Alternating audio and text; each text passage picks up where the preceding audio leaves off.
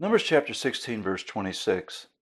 And he spoke to the congregation, saying, Depart, please, from the tents of these wicked men, and touch nothing of theirs, lest you be swept away with all their sins. The context of this verse has to do with Korah's rebellion, where Korah seems to have been the leader. And the situation is that Korah, a descendant of Levi, along with Dathan and Abiram, rose up with a group of well-known men against Moses and Aaron. They claimed equality with them and attempted to claim the priesthood conferred to the Aaronic line. Their rebellion resulted in the judgment of God against them, and the Lord would cause the earth to split open and swallow up Korah, Dathan, and Abiram and their families. The command given to the congregation reminds us of a very universal principle. Do not become connected to wicked people so that you go down with them.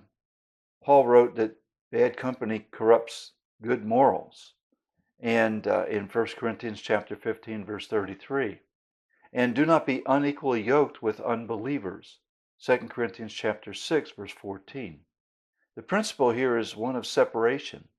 How do we practice this in a real world where we are, to be in the world but not of the world?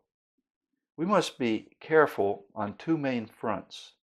First, on the doctrinal front, we must be careful to avoid connections that would cause a muddying of our proclamation of the truth. As a church, we must protect ourselves doctrinally.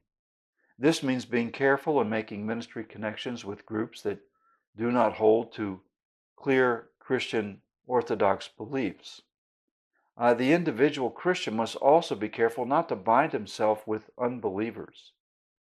And secondly, we must be careful on the moral front.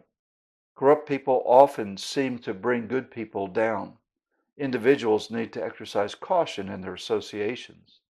And while believers cannot avoid all associations with the unbelieving world, believers must avoid being morally compromised in their entanglements with those in the world.